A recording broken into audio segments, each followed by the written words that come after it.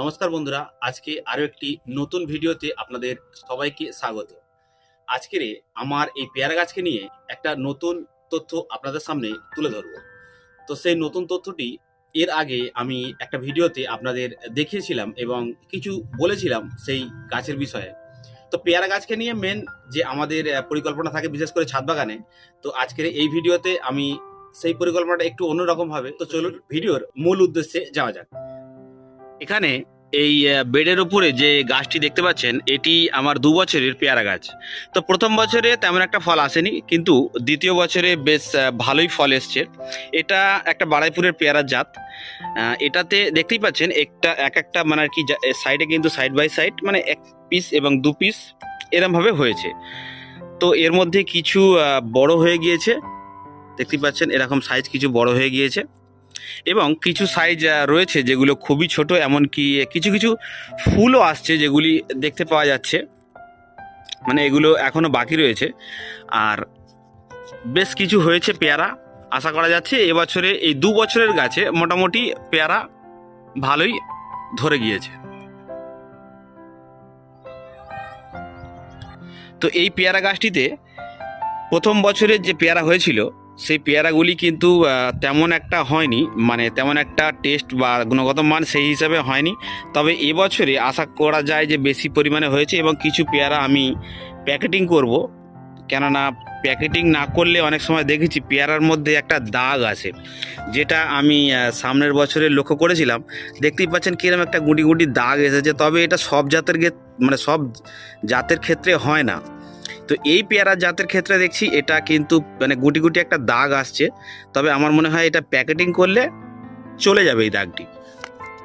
তো যাদের আর কি এই পেয়ারা গাছের এরকম দাগ আসছে, একটু বড় সাইজ হওয়া সত্ত্বেও দাগ আসছে, তাদেরকে বলবো একটা মানে প্যাকেটিং করার জন্য। প্যাকেটিং করলে কি হয়, এই যে দাগগুলো বা অনেক সময় কি হয় পেয়ারার মধ্যে গাছের মধ্যে দেখা যায় যে পিঁপড়ে হয়, তো পিঁপড়েগুলো চলে যায়।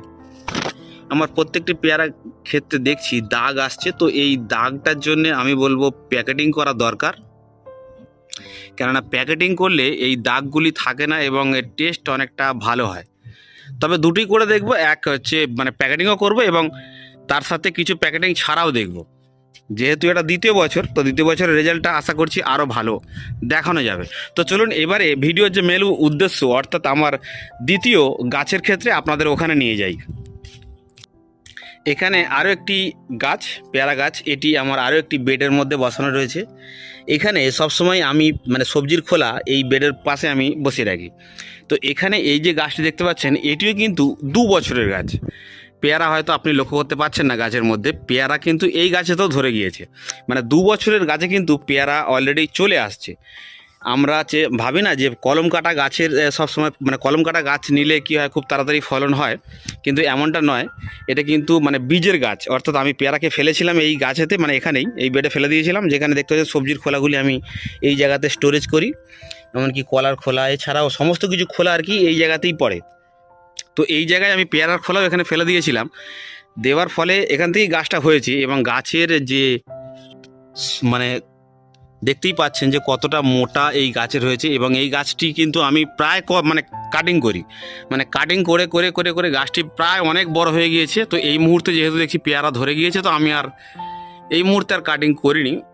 তো এখানে একটি জিনিস দেখলে আপনারা অবাক হবেন যে এই জায়গাতে দেখুন, আমার হাত যাচ্ছে না, একটি জায়গাতে 5টি পেয়ারা হয়ে রয়েছে। এই রকম মানে এই রকম টাইপের জাত আমি প্রথম দেখছি, যে এরকম একটি পেয়ারাতে মানে একটি গাছে এই যে 5 পিস, মানে একটি জায়গাতে 5 পিস পেয়ারা কিভাবে ধরে, মানে এটা কিভাবে, মানে আমারও নিজেরও একটু সন্দেহ হচ্ছে এরকম কোনো জাত আছে কি যে 5 পিস একটা জায়গায় ধরেছে। আমার ওই কলম করা গাছের মধ্যে কিন্তু একটি জায়গাতে মানে 2 পিসের বেশি হয় না, মানে এদিকে একটা মানে এরকম পাতার এক সাইডে একটা হয় এবং এদিকে আর একটা হয়, খুব জোর হলে এক সাইডে দুটো বেরোয়, কিন্তু এরকম 5 পিস আমি এই প্রথম দেখছি।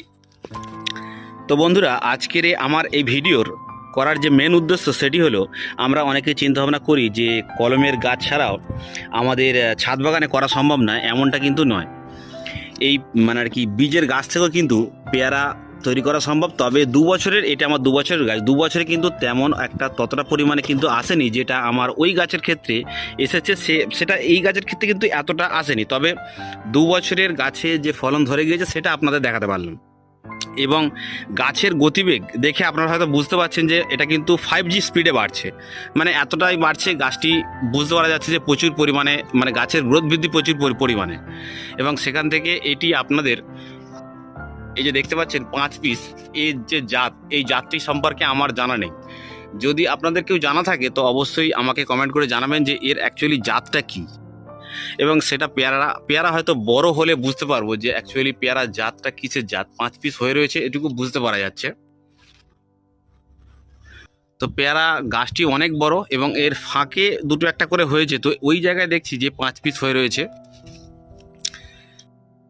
তো এখানেও এদিকে ওদিকে একটা আধটা করে হয়েছে, কিন্তু গাছটি যেহেতু 2 বছরে, তো আশা করা যাচ্ছে এর পরের বছর আর নেক্সট বছরে 3 বছরে গাছটি কিন্তু বেশ ভালোই পরিমাণে পেয়ারা আসবে, এটুকু আশা করা যায়। তো বন্ধুরা, অনেকেই যারা ভাবেন যে মানে বীজের গাছ থেকে, বিশেষ করে পেয়ারার বীজ থেকে গাছ তৈরি করা সম্ভব নয়, এমনটা কিন্তু নয়। পেয়ারার বীজের গাছ থেকেও পেয়ারা গাছ তৈরি করা সম্ভব এবং সেটা ছাদ বাগানেও করা যায়। এবং সেখান থেকে পেয়ারা কিন্তু 2 বছরে, এই গাছটি যদি আরও বেশি পরিমাণে ট্রিটমেন্ট বা এই গাছটিতে যদি ভালো পরিমাণে যত্ন পরিচর্যা করা যেত প্রথম থেকে, তাহলে কিন্তু আশা করা যায় যে এই গাছটিতেও ভালো মোটামুটি পেয়ারা আনা সম্ভব ছিল। কিন্তু সেক্ষেত্রে আমি ভাবতে পারিনি যে এই গাছটিতে 2য় বছরে পেয়ারা ধরবে।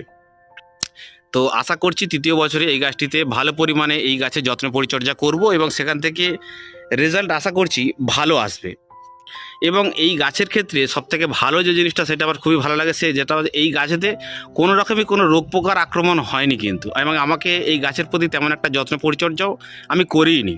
বলতে পারেন যে আমি শুধুমাত্র এই গাছের একের পর এক গাছগুলিকে কাটিং করে গেছি, এবং কাটিং করা সত্ত্বেও গাছকে কিন্তু রোকা যায়নি, গাছ একের পর এক বেড়ে চলেছে, একের পর আমি কাটিং করি এবং বেড়ে যায়।